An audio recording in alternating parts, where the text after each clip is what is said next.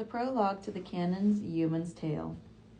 When St. Cecilia's life was done, and whiles we had not farther gone a good 5 miles, at Boughton under Blean, us did o'ertake a man who was clothed all in clothes of black, and underneath he had a surplice white.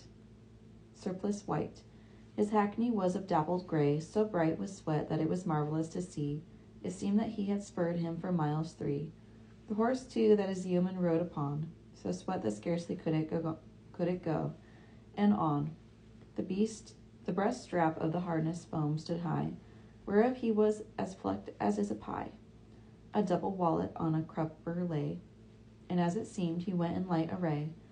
Lightly for summer rode this worthy man, and in my heart to wonder I began what he could be, until I understood the way he had his cloak sewed to his hood, from which when long I had communed with me, I judged at length some canon he must be. His hat hung on his back down by a lace, for he had ridden more than trot or pace. He had spurred hard indeed, as madman would. A burdock leaf he had beneath his hood, to curb his sweat and keep his head from heat. But what a joy it was to see him sweat! His forehead dripped as a distillatory, were full of plantain and of pellitory. And this man, when he came, began to cry, God save, said he, this jolly company.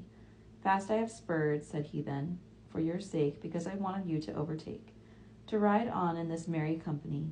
His yeoman, too, was full of courtesy, and said, Good sirs, all in the morning tide, out of your holstry I saw you ride, and warned my lord and master full and plain, and he to ride with you is truly fain.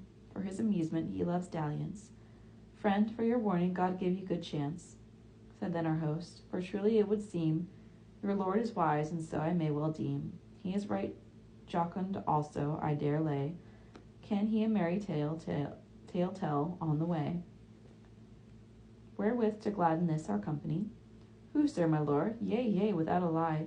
He knows of mirth and all of all jollity, but not but enough, and also, sir, trust me, if you but knew him as well as do I, you'd wonder how much well and craftily he can behave, and that in different wise. He's taken on him many an enterprise that were right hard for any one that's here, unless he learned it to effect, I fear, as plainly as he rides here among you. It would be to your profit if you knew him well. You'd not give up his acquaintance for much of wealth. I dare lay in balance all that I have of goods in my possession. He is a man of wondrous high discretion. I warn you well, he's a surpassing man. Well, said our host, then pray tell, if you can, is he a clerk or not? Tell what he is.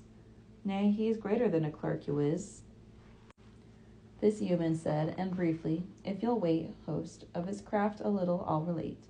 I say my lord has so much subtlety, but all his art you cannot learn from me, and yet I help by working at his side, that all this pleasant land through which we ride, from here right into Canterbury town, why, he could turn it all clean upside down, and pave it all with silver and with gold.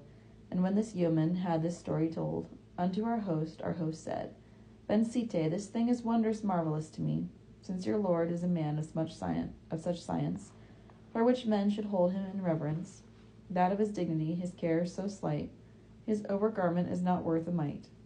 For such a man as he, so may I go. It is all dirty, and it's torn also. Why is your lord so slovenly, pray I, and yet has power better clothes to buy? If but his deeds accord well with your speech, tell me that, sir, and that I do beseech. Why, asked this yeoman, why ask this of me? God help me, wealthy he will never be, but I will not stand back of what I say, and therefore keep it secret, I you pray. He is too wise in faith, as I believe, that which is overdone as I conceive. Won't turn out right, clerks say, and that's a vice.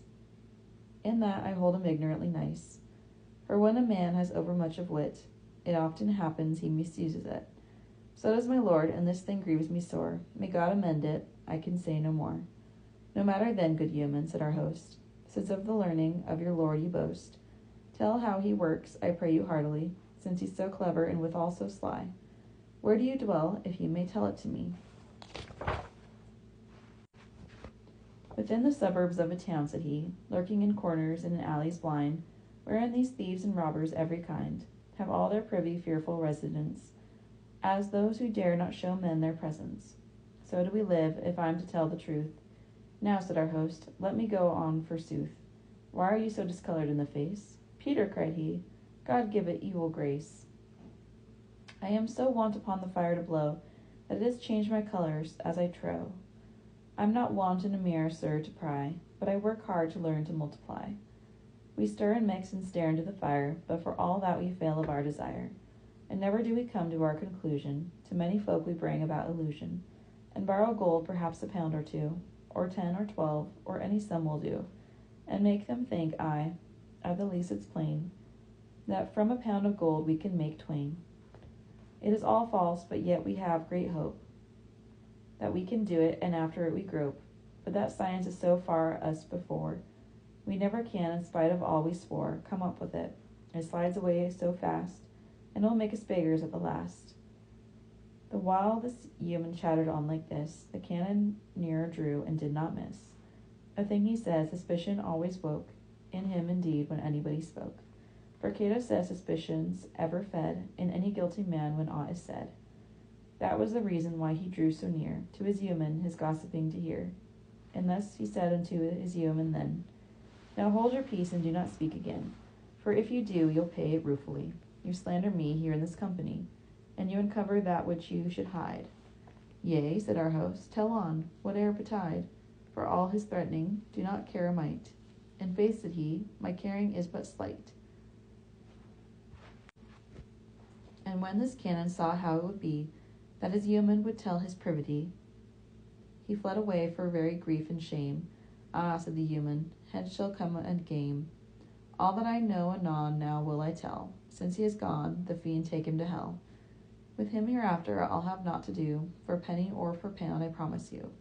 He that first brought me into that ill game, before he dies, sorrow have he and shame. For it's no game to me, sirs, by my fay, that I feel well, whatever men may say. And yet, for all my smart and all my grief, for all the sorrow, labor, and mischief, I never could leave off in any wise. Now would to God that my wit might suffice, to tell of all pertaining to that art. Nevertheless, I will relate a part. Since now my lord is gone, I will not spare, the things I know about I will declare. The Canon's Yeoman here begins his tale. Prima pars. 7 years I have served this canon, but no more. I know about his science than before. All that I had I have quite lost thereby, and God knows so have many more than I. Where I was wont to be right fresh and gay, of clothing and of other good array, now may I wear my old hose on my head, and where my colour was both fresh and red. Now it is wan and of leaden hue. Whoso this science follows, he shall rue. And from my toil, yet bleary is my eye. Behold the gain it is to multiply. That slippery science has made me so bare, that I've no goods wherever I may fare, and I am still indebted, so thereby, for gold that I have borrowed truthfully, that while I live I shall repay it never. Let every man be warned by me forever, and any man who casts his lot thereon, if he continue, I hold his thrift gone. So help me God, thereby he shall not win, but empty purse, and have his wits grown thin. And when he, through his madness and folly, has lost his own by willing jeopardy, then will he incite others, many a one, to lose their wealth as he himself has done. For unto scoundrels it's a pleasant thing, their fellows in distress and pain to bring. Thus was I taught once by a learned clerk, of that no matter, I'll speak of our work. When we are where we choose to exercise our elvish craft, why, we seem wondrous wise. Our terms are all so learned and so quaint, I blow the fire till my heart's like to faint. Why tell you what proportions of things went, in working out each new experiment? As 5 ounces, or 6 it may well be, of silver, or some other quantity, or tell you all the names my memory fails, of orpiment, burnt bones, and iron scales, that into powder we ground fine and small, or in an earthen pot how we put all, and salt put in, and also pepper dear, before these powders that I speak of here. And covered all these with a plate of glass, and of the various other gear there was, and of the sealing of the pot and glass, so that the air might no way from it pass, and of the slow fire and the forced also. which we made there, and of the care and woe that we took in our matters sublimating, and in calcining and amalgamating. Quicksilver, which is known as mercury crude, for all our skill we never could conclude, our orpiment and sublime mercury, our litharge that we ground on porphyry. Of each some certain ounces, it is plain, not helped us, all our labor was in vain. Neither the gases that by nature rose, nor solid matters either, none of those, might in our working anything avail, for lost was all our labor and travail, and all the cost the devil's own to pay. Was lost also, for we made no headway.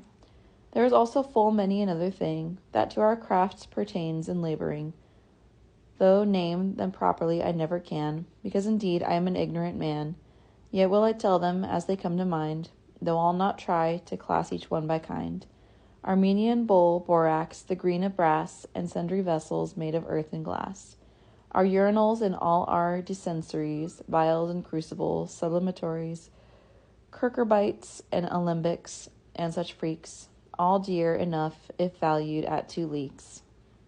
There is no need to specify them all, the reddening waters and the dark bowl's gall, arsenic, sal ammoniac, and brimstone, and 2 of herbs that I name many a one, valerian, agrimony, and lunary, and others such, if I but wish to tarry, our lamps that burned by day and burned by night, to bring about our end, if we but might.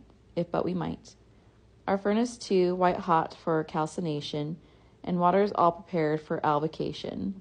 Unslaked lime, chalk, and white of egg, I say, powders diverse in ashes, dung, piss, clay, little wax bags, saltpeter, vitriol, and many a different fire of wood and coal, alkali, salt, potassium, carbonate, and our burnt matters and coagulate.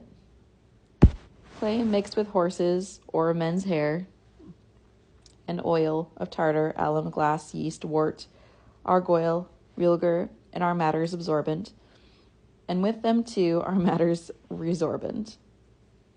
And how we practice silver citronation, and our cementing and our fermentation, our molds and tester's eye, and many more, I will tell you as I was taught before, the body's 7 and the spirits 4, in order as my master named of yore. The first of spirits then quicksilver is.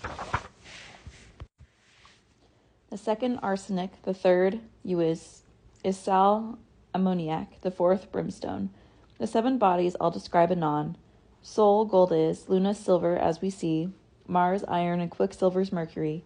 Saturn is lead, and Jupiter is tin, and Venus copper by my father's kin.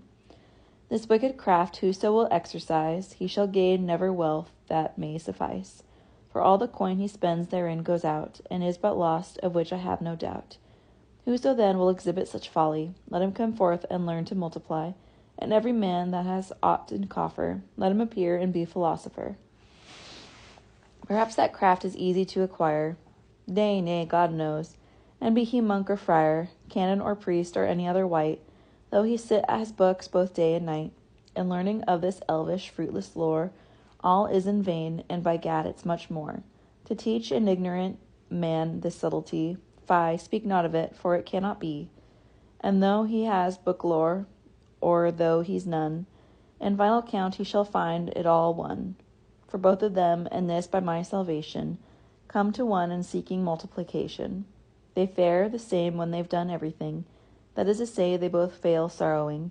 Yet I forgot to tell you in detail of the corrosive waters in Lemale, and of some bodies the mollification, and on the other hand of induration, oils and ablutions, metals fusible.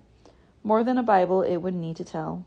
The largest ever, therefore I think best, that of these names I say no more but rest, for I believe that I've told you enough to raise a devil, be he never so rough. Ah, no, let be. The old philosopher's stone is called elixir, which we seek, each one. For had we that, then were we safe, and now.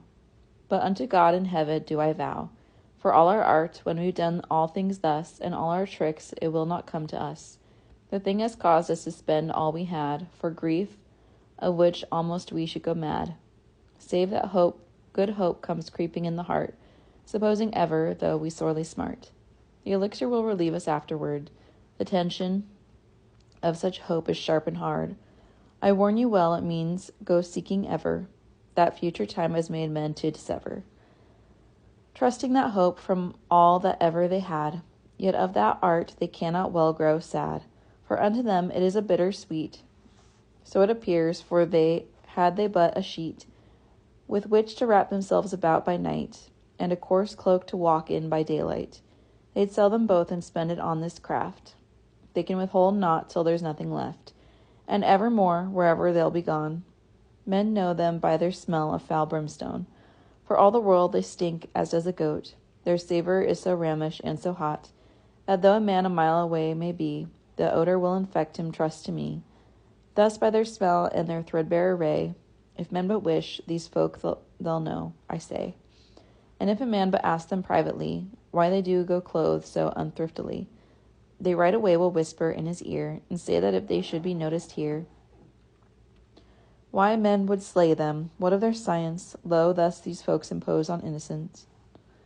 Pass over this, unto my tale I'll run, before the pot upon the fire be done. Of metals in a certain quantity, my lord it tempers, and no man save he. Now he is gone, I dare say this boldly, for, as men say, he can work artfully. Always I well know he has such a name, and yet full often has he been to blame. And know you how? Full oft it happened so. The pot broke, and farewell, all vanished, oh. These metals have such violence and force that crucibles cannot resist their course. Unless they are built up of lime and stone, they penetrate, and through the wall they're gone. And some of them sink right into the ground. Thus have we lost at times full many a pound. And some are scattered all the floor about. Some leap up to the roof beyond a doubt. Although the fiend's to us not visible, I think he's with us, aye, that same scoundrel, in hell wherein he is the Lord and Sire. There is not more woe, nor rancor, nor more ire. For when our pot is broken, as I've said, each man will scold and think that he's been bled. One said that it was due to fire-making. One said it was the blowing of the thing. There I was scared, for that was what I did. Oh, straw, you silly fool, the third one child. It was not tempered as it ought to be. Nay, said the fourth, shut up and list to me. It was because our fire was not of beech. That's why, by all the wealth I hope to reach, I cannot tell where one should put the blame. There was a dreadful quarrel just the same. What? Cried my lord. There's no more to be done. Whatever 'twas, I'll know the reason soon. I am quite certain that the pot was crazed. Be as it may, do not stand there amazed. As always, sweep the floor up quickly, lad.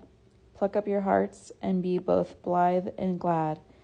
The rubbish in a heap then swept up was, and on the floor was spread a large canvas. And all this rubbish in a sieve was thrown, and sifted, picked, and whirled both up and down.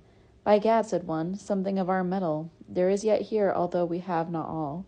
Although this thing has gone awry for now, another time it may be well, and now we must put all our wealth at adventure.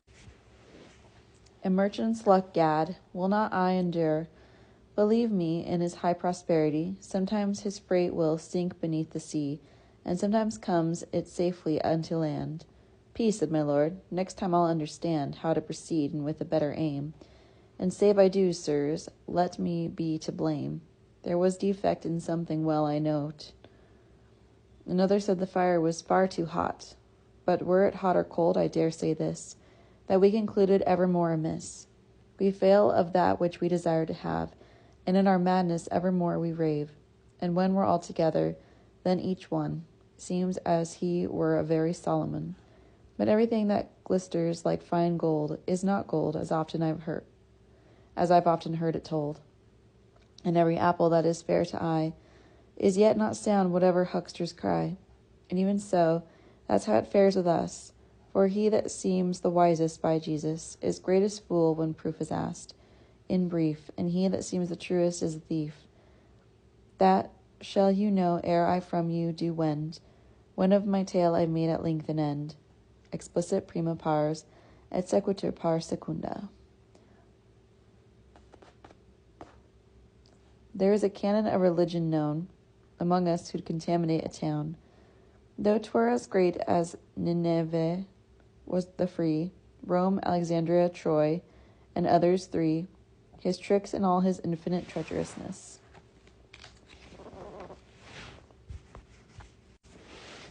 No man could write down fully, as I guess, though he should live unto his thousandth year, and all this world for falsehood he's no peer. For in his terms he will so twist and wind, and speak in words so slippery of kind, when he communicates with any wight, that he soon makes a fool of him outright, unless it be a devil as he is.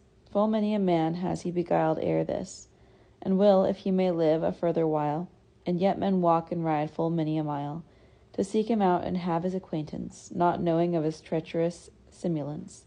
And if you care to listen to me here, I'll make the proof of what I say quite clear.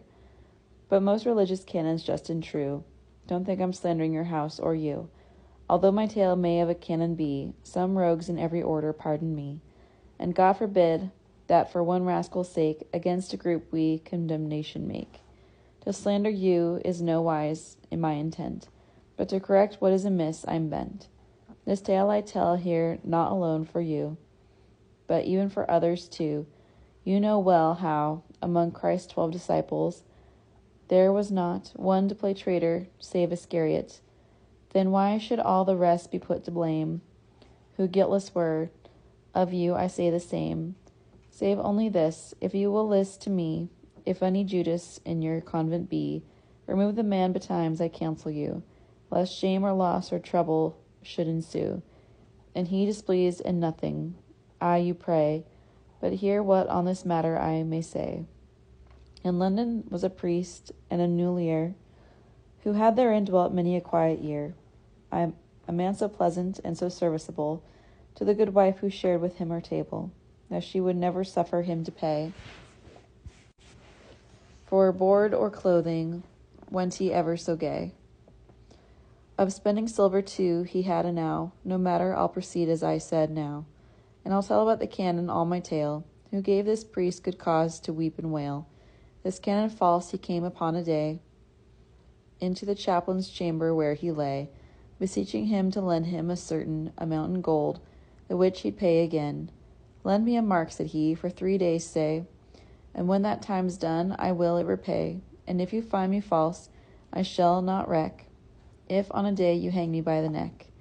This priest brought him a mark, and quickly too, whereat this canon thanked him, said adieu, and took his leave, and went forth on his way, and brought the money back on the 3rd day. And to the priest he gave his gold again, whereof this priest was wondrous glad, 'tis plain. Truly, he said, it no wise bothers me to lend a man a noble or 2 or 3, or any modest thing that is my own, to him who has the disposition shown, that in no wise will he forego to pay. To such a man I never can say nay. What, cried this canon, should I be untrue? Nay, that for me would be a thing quite new. Truth is a thing that I will ever keep, unto that day at last, when I shall creep into my grave, or elsewise, God forbid. Trust this as surely as you trust your creed. I thank God, and in good time be it said, that there was never yet man ill repaid, for gold or silver that to me he lent, nor ever falsehood in my heart I've meant. And sir, said he, out of my privity, since you have been so very good to me, and showed to me so great a nobleness, somewhat to quit you for your kindliness. I'll show to you, and if you'd learn it here, I'll teach you plainly all the methods dear I use in working at philosophy. Give it good heed, for you'll see with your eye I'll do a masterpiece before I go. Yes, asked the priest. Yes, sir, and will you so? Marry, thereof I pray you heartily. Right at your service, sir, and truthfully, replied the canon. Else may God forbid. Service this thief could offer, and he did. Full true it is that service in this guise stinks, as takes witness of these old men wise. And soon enough I will this verify, by this canon, the root of treachery, who always had delight, nor could refrain, such devilish thoughts within his heart did reign. When he brought Christian folk to tribulation, God keep us from his false dissimulation. Not understood this priest with whom he dealt, and of his coming harm he nothing felt. O hapless priest, O hapless innocent, blinded by avarice malevolent. O luckless one, full blind in your conceit, nothing are you aware of the deceit. which this sly fox arranges here to be. His wily stratagems you cannot flee. Wherefore at once to make the ending known, by which your troubles will be clearly shown. Unhappy man, I'll hasten on to tell that folly into which you blindly fell, and to the treachery of that other wretch, as far as what I know of him may stretch. This Canon was my lord, you think I mean, Sir host in faith, and by the heavens queen. It was another Canon, and not he, who has 100-fold more subtlety. He has betrayed the people many a time. Of his deceit it wearies me to rhyme. Whatever of his falsehood I have said, for shame of him I feel my cheeks grow red. At any rate my cheeks begin to glow, for redness have I none, right well I know. In all my visage, for the fumes diverse, of metals whereof you've heard me rehearse, have all consumed and wasted my redness. Now take heed of this Canon's wickedness. Sir, this to the priest, let your man be gone, for quicksilver, that we have some anon, and let him bring us ounces 2 or 3, and when he comes, just so soon shall you see a wondrous thing you've never seen ere this. Sir, said the priest, it shall be done, you is. He bade his servant go to fetch them all, and since the lady was ready at his call, he got him forth and came anon again, with this quicksilver truly to explain, and gave these ounces 3 to the Canon, and he took them and laid them fairly down, and bade the servant coals to go and bring, that he might get to work with everything. The coals at once were brought, and all was well, and then this Canon took a crucible out of his bosom, showing it to the priest. This instrument, said he, you see at least. Take in your hand, and put yourself therein, an ounce of quicksilver, and here begin. And in God's name to be philosopher. There are but few to whom I would proffer, to make my science clear and evident, for you shall learn here by experiment, that this quicksilver will I mortify, right in your sight anon without a lie, and make it as good silver and as fine as any that's in your purse or in mine, or else swear I, and make it malleable, otherwise hold me false, unfit as well, among good folk for ever to appear.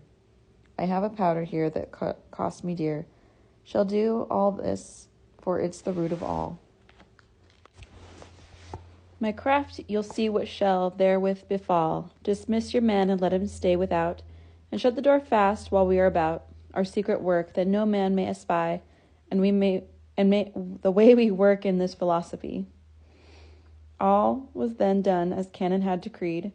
The servant took himself straight out indeed, whereat his master barred the door anon, and to their labor quickly they were gone.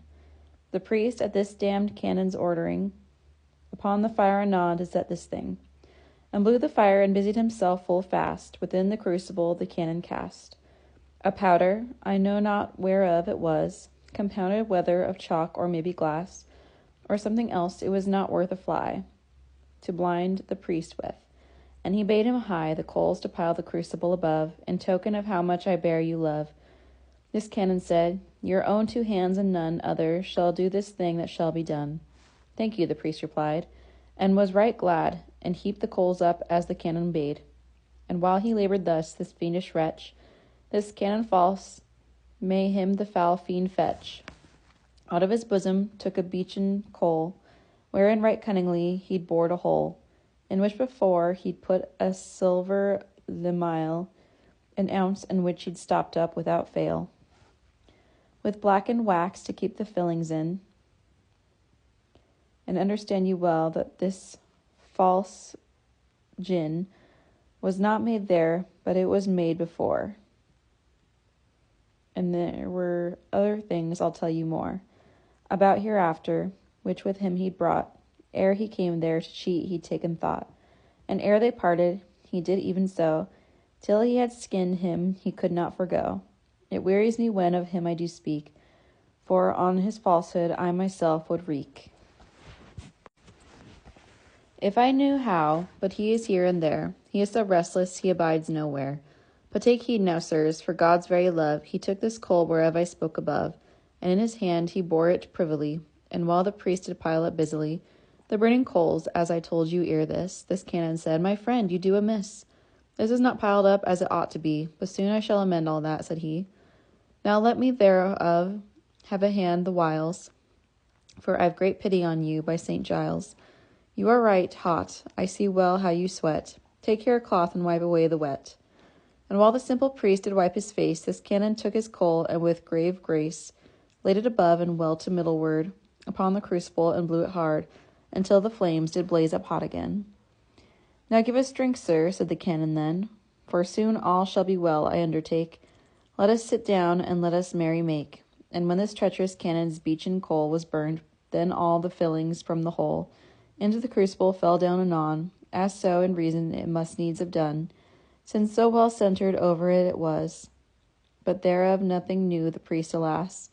He deemed that all the coals alike were good, for of the trick he nothing understood.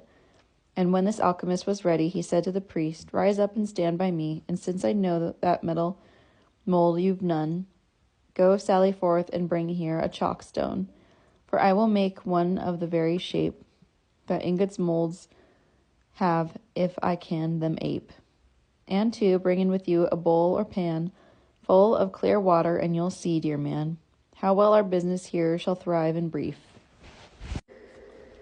And yet that you may have no unbelief, or think that somehow I'm not doing right, I'll never be a moment out of sight, but go with you and come with you again.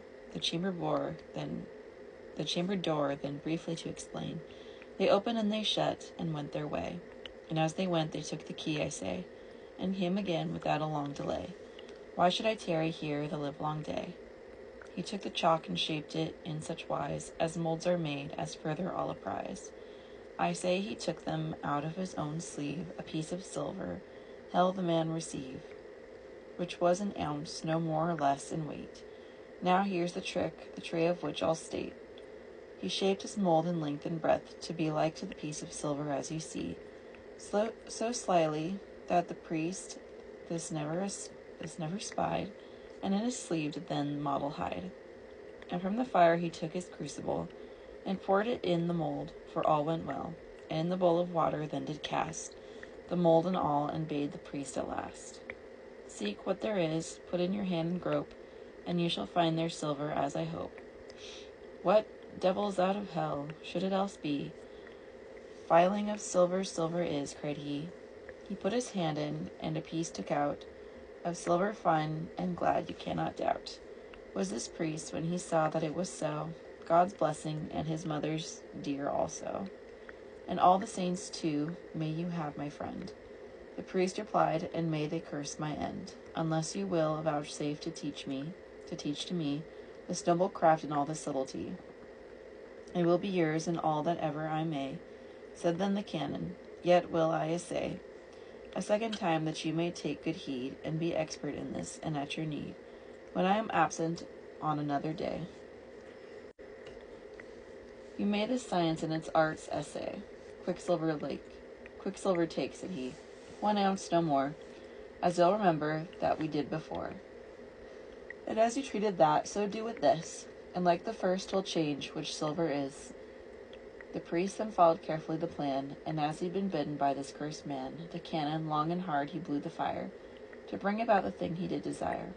And this said canon waited all the while, all ready where the poor priest to beguile, and for assurance in his hand did bear a hollow stick, take heed, sirs, and beware, an end of which an ounce was, and no more, of silver filings put, all as before, within the coal, and stopped with wax a bit, to keep the filings in the whole of it. And while the priest was busy, as I say, this canon drawing close got in his way, and unobserved he threw the powder in, just as before, the devil from his skin. Strip him, I pray to God, for lies he wrought, for he was ever false in deed and thought. And with his stick above the crucible, arranged for knavish trickery so well, he stirred the coals until to melt began the thin wax in the fire, as every man, except a fool, knows well it must, sans doubt, and all that was within the stick slipped out, and quickly in the crucible it fell. Good sirs, what better do you wish than well? Well, now the priest was thus beguiled again, supposing naught but truth I should explain. He was so glad that I cannot express in any way his mirth and his gladness. And to the canon he did proffer soon, body and goods, yea, was the canon's tune. Though I am poor, I'm artful, as you'll find. I warn you plainly, there's yet more behind. Is there some copper in your place? Asked he. Yea, said the priest, I think there may well be. If not, go buy us some, and quickly too. Good sir, make haste and fetch us it, pray do. He went his way, and with the copper came, and in his hands this Canon took the same. And of the copper weighed out but an ounce. My tongue is far too simple to pronounce. As servant in my wit and the doubleness, within this Canon, root of wickedness. Friendly he seemed to those that knew him not, but he was friendly both in heart and thought. But he was fiendly both in heart and thought. It wearies me to tell you of his falseness. Nevertheless, yet will I it express, to end that all men may be warned thereby, and for no other reason truthfully. Within the crucible he puts the ounce of copper, which upon the fire he mounts. It casts in powder, making the priest blow, and at his labouring to stoop down low. All as before, and all was but a jape. Just as he pleased, he made the priest his ape. And afterward into the mould he cast the copper, into the water pan at last, plunging the whole, and thrust there in his hand, and in his sleeve, as you did understand before, he had a silver piece again. He slyly took it out, this damned villain, while still the priest saw nothing of the plan, and left it in the bottom of the pan. In the water he groped he to and fro, and very stealthily took up also the copper tane, of which the priest knew not, and hiding it, he by the breast him caught, and spoke to him, thus carrying on his game. Stoop lower down, by God, you are to blame. Come, help me now, as I did you whilere. Put in your hand, search, and learn what's there. This priest took up the silver piece anon, and then the Canon said, Let us be gone. With these 3 plates, the which we have so wrought, to some goldsmith to learn if they're worth aught. For by my faith I wouldn't, for my hood, have them, save they are silver fine and good. And that immediately proved shall be. Unto the goldsmith then, with these tanes 3, they went and put the metal in assay. By fire and hammer no man could say nay, but they were silver as they ought to be. This foolish priest, who was more glad than he, never was gladder bird for dawn of day, nor nightingale in season of the May, nor was there ever one more fain to sing, nor lady happier in caroling, or speaking much of love and woman's meed, nor knight in arms to do a hardy deed, to stand in graces of his lady dear, than was the priest the sorry craft to hear. And to the Canon thus he spoke and said, For love of God, who for us all was dead, and as I may requite it unto you, what shall this recipe cost? Come, tell me now. By Our Lady, said this Canon, it is dear. I warn you well, for now in England here, one friar and I all, who can it make? No matter, said he. Now, sir, for God's sake, what shall I pay? Oh, tell me this, I pray. Truly, said he, it is right dear, I say. Sir, in one word, if this thing you will have, you shall pay 40 pounds, so God me save. And were it not for friendship shown ere this to me, you should pay more than that you is. This priest the sum of 40 pounds anon, in nobles fetched, and gave them every one. To this said Canon, for this said receipt, his business was all fraud and all deceit. Sir priest, he said, I do not care to lose my secret craft, and I would 'twere kept close. So as you love me, keep it privily. For if men knew all of my subtlety, by God above, they'd have so great envy of me because of my philosophy. I should be slain, there'd be no other way. Nay, God forbid, replied the priest. What say? Far rather would I spend all coin, by gad, that I possess, and else may I grow mad, than that you fall in any such distress. For your good will, I wish you all success. Replied the Canon, farewell, many thanks. He went, and ne'er the priest this mountebanks face saw thereafter, and when this priest would make his own test at such time as he could, of this receipt farewell, it would not be. Lo, thus bejaped and thus beguiled was he, and thus he had his introduction in the way men fall to ruin and to sin. Consider, sirs, how that in each estate, between men and their gold there is debate, to such degree that gold is nearly done, this multiplying blinds so many a one, that in good faith I think that it may be the greatest cause of this said scarcity.